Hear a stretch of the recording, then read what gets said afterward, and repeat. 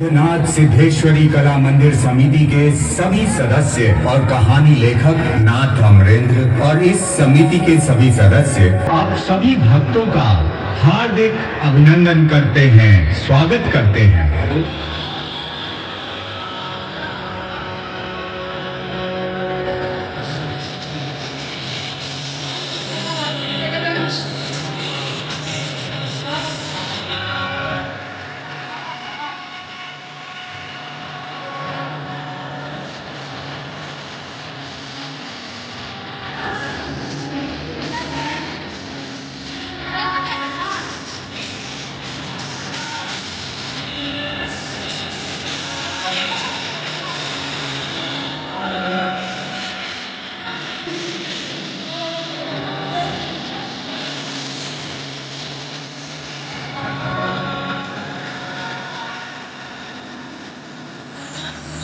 तो जैसा कि मैंने पिछले वर्ष बताया था, इस कहानी का अंत तीसरे साल होगा।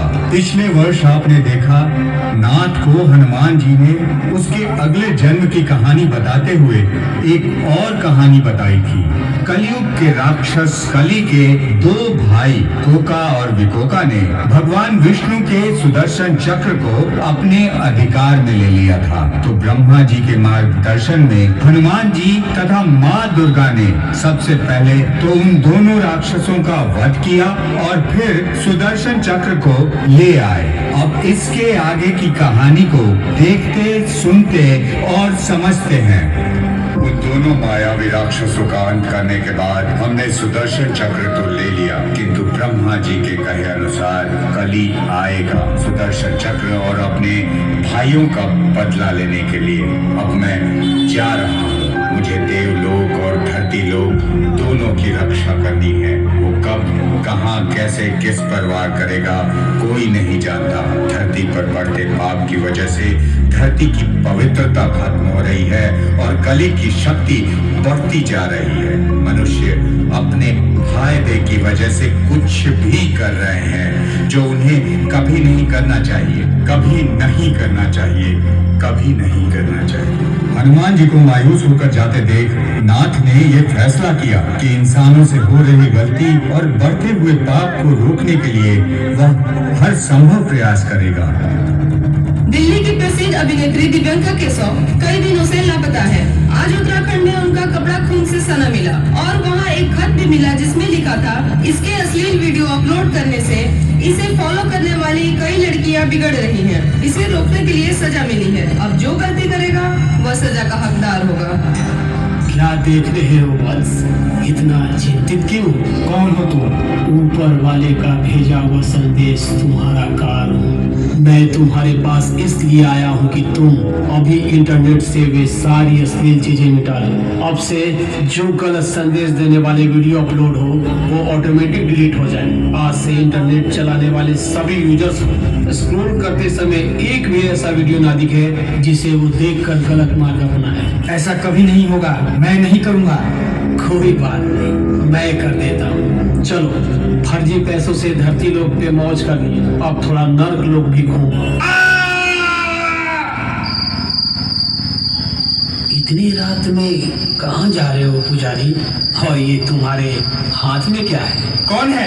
कौन है यहाँ? तेरा कान। हर रोज का चोर एक दिन पकड़ा ही जाता है। पुजारी, इतना पैसा तुम क्या करोगे? तुम ये पैसा गरीबों के बीच या विपदा वाले जगहों पर देते तो तुम्हारा कल्याण होता। पैसों के लालच में तुम इतने अंधे हो गए हो कि मंदिर में हो रहे कमी को देख नहीं पा रहे। कहना क्या चाहते हो तुम? 800 किलोमीटर पैदल यात्रा करके किसी ने माँ गंगोत्री से गंगा जल लाया था भोलेनाथ के अर्पित करने के लिए, लेकिन तुमने उस गंगा जल को एक साधारण से बर्तन में अर्पित करवाया। पूरी दुनिया जानती है भोलेनाथ का विष पीने के कारण उनका शरीर तपता है। इसी वजह से हम गंगा जल अर्पित करते हैं। तुम्हारे इस तरह गंगा जल अर्पित करवाने से बाहर गए उस व्यक्ति ने पता है क्या कहा? हे भोलेनाथ, इतने दूर से लाया ये गंगा जल आप पर अर्पित नहीं हुआ तो मेरा यहाँ आना सफल नहीं हुआ। आज के बाद मैं यहाँ कभी नहीं आऊंगा। ऐसा एक ने कहा, फिर दो कहेंगे, फिर धीरे धीरे न जाने कितने हो जाएंगे। मेरे होते अब ऐसा कभी नहीं होगा पुजारी, कभी नहीं होगा। मंदिर के पास कचरा मंदिर के अंदर मूर्ति पर धूल, तुम्हारे बनाए गए बेबुनियाद नियम, मंदिर के रास्ते में बिक रही शराब, इन सभी कारनामों ने साबित कर दिया कि तू पुजारी नहीं, अब तुम्हें मंदिर में नहीं नर्क लोक में जगह दी जा रही है।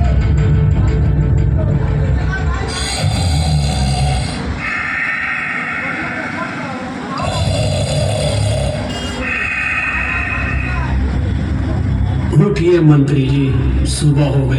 अब मेरी बात ध्यान से सुनिए। आए दिन गोली, आए दिन मर्डर, कोई घर छोड़ रहा, कोई मोहल्ला, कोई शहर तो कोई देश। क्राइम रुक नहीं रहा। मंत्री जी, हमारे देश की सेना को ऊपर के आदेशों ने बांध के रखा है, नहीं तो क्राइम करने वाले किसी दुकान पर काम करते नजर आते। चलिए अब नींद से जगिए और देश के लिए कुछ कीजिए। सबसे पहले छोटा शहर हो या बड़ा शहर, देहात क्षेत्र हो या टाउन क्षेत्र, हर घर के बाहर एक सीसीटीवी कैमरा लगाने का आदेश दिया जाए और हर वार्ड में एक पुलिस चौकी हो जिससे निगरानी हो सके। दूसरा, फर्जी ऐप बैन करिए और कुछ नेटवर्क, इससे हमारी नई पीढ़ी बर्बाद हो रही है और नेटवर्क की वजह से पक्षियाँ। अरे रुक जा भाई रुक जा, क्या क्या करूं मैं? कितना कुछ बता दिए, ये करिए वो करिए। मैंने तो कुछ नहीं बताया, करना तो ठीक बहुत कुछ है। थोड़ा आराम करने चलो तो तुम जैसे लोग बक बक करके जगा देते हैं। मुझे सोने की आदत है, अभी जा, जागते हैं तो कुछ सोचते हैं। तो यहाँ एसी में नहीं मंत्री जी, शीतल हवा में चलिए।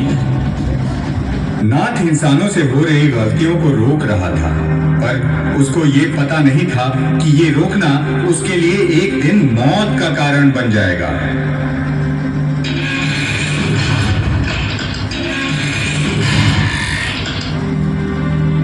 मैं चाहता तो आप सबको मार सकता था, लेकिन मुझे किसी ने कहा था तुम कभी गलत मार्ग मत अपनाना। आप सबको कुछ साल मैंने कैद करके रखा, इसके लिए मैं माफी मांगता हूँ, पर आपके कुछ साल ना रहने की वजह से दुनिया में बहुत कुछ बदलाव आया है और भी बदलाव लाना है, पर मैं अकेला नहीं कर सकता, आप सबका साथ चाहिए। मैं एक लड़की को देवी कहे जाने का दर्जा मिला है। आपके गलत मार्ग अपनाने से माँ दुर्गे खुश होती होंगी क्या? आपके अच्छे वीडियो से भी आप पैसा कमा सकती हैं, आप ऐसा करके तो देखिए। पुजारी जी ध्यान दीजिए, इस बार प्रलय अपना रूप दिखाया है, शहर शहर तबाह हो गया, धामों पे इतना लैंडस्लाइड जो अब से पहले ऐसा कभी नहीं हुआ था। ये कुछ संकेत है जो हम सबको समझना होगा। सर, चिड़ियों से हमें बहुत फायदा था, पर इतना फोन इस्तेमाल होने से वो धीरे धीरे गायब होती जा रही है। कहीं ऐसा ना हो इंसानों को इस फोन की वजह से आगे बहुत बड़े संकट का सामना करना पड़े। इस धरती को पवित्र करने के लिए पाप को खत्म करना होगा।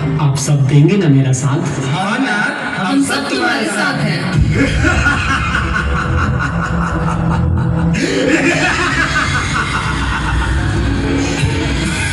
तुम मेरा कौन साथ देगा?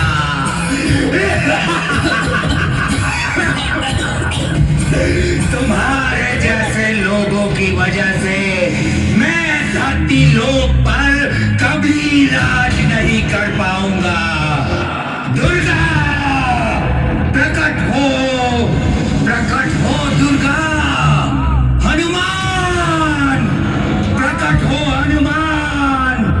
देखो एक सच्चे भक्त की मृत्यु कैसे होती है। जय श्री राम, जय श्री राम। मैंने तेरे दोनों भाइयों को मारा है, दम है तो सामने आके मुझसे युद्ध कर। छिपकर वार करता है कायर। नाथ का तो अंत हो गया। हनुमान, अब तू भी मरने के लिए तैयार हो जा।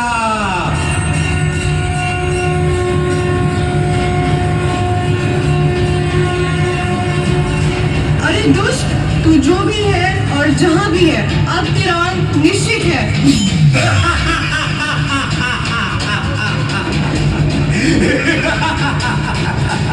तुम सब में ऐसी कौन सी ताकत है जो मेरे भाइयों को हराने में सफल रहे?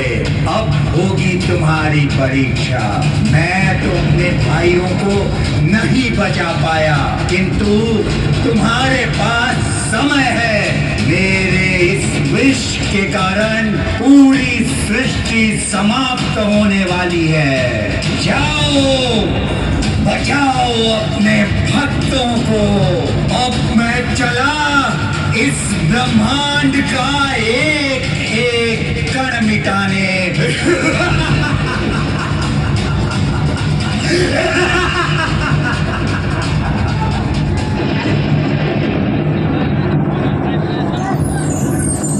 प्रणाम धर्मदेव।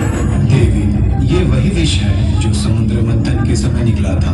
अब शिव को आना होगा और एक बार फिर इस विष से संसार को मुक्त करना होगा। वो नहीं आएंगे ब्रह्मदेव। धरती पे उनके कुछ स्थानों पे हो रहे गलत कार्य की वजह से अपने भक्तों से नाराज हैं। मेरे इस तपते शरीर को शीतल करने वाले मेरे भक्तों की जान खतरे में है और मैं न आऊं, ऐसा हो सकता है क्या?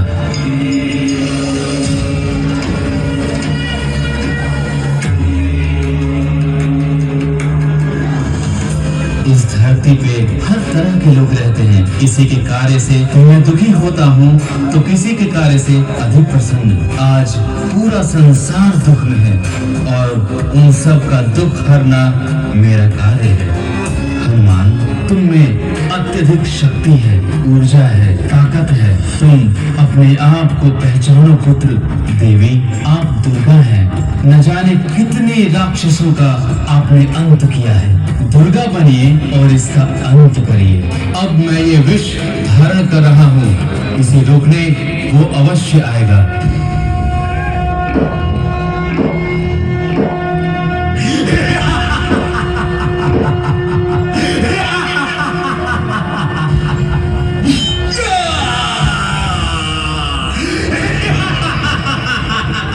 जय श्री राम, जय श्री राम।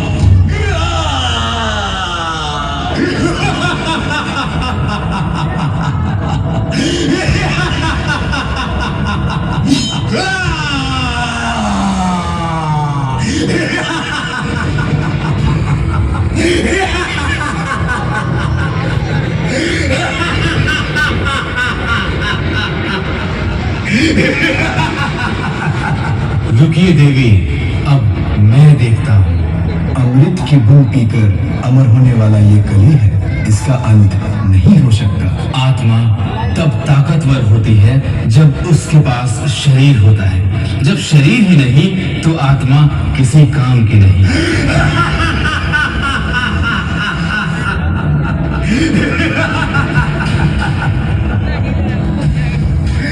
मुझे कोई नहीं मार सकता, कोई भी नहीं।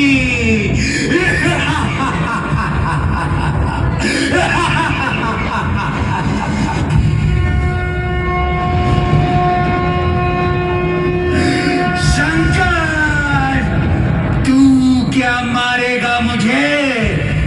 दुनिया में ऐसा कोई भी शस्त्र नहीं जो मुझ तक पहुंच सके।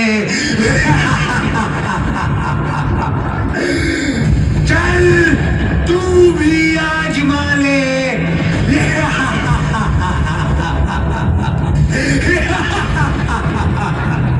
तेरे जैसे राक्षस तो मेरी सेवा करते हैं और तुझमें इतना घमंड, तू मेरी ताकत देखेगा तो देख और बच मेरे प्रहार से।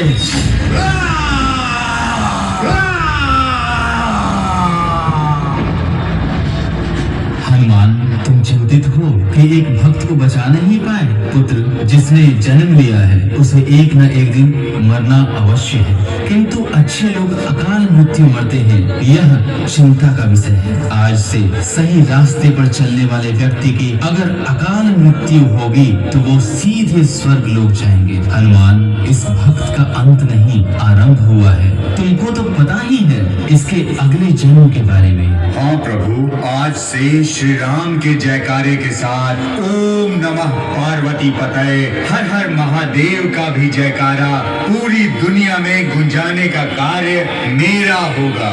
मेरे रहते ये कभी नहीं होगा।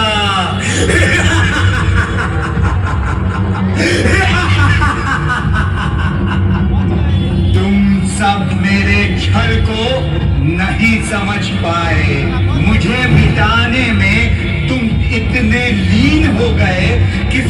सुदर्शन चक्र की रक्षा नहीं कर पाए।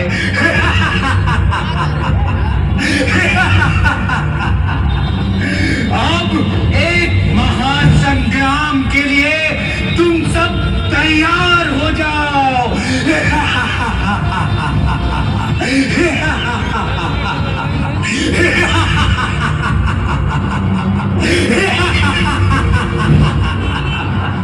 अदृश्य हुआ कली देवताओं से छल करके सुदर्शन चक्र ले गया। अब इससे आगे वो क्या करेगा, ये जानने के लिए आप सब अगले साल इस दरबार में जरूर आएं।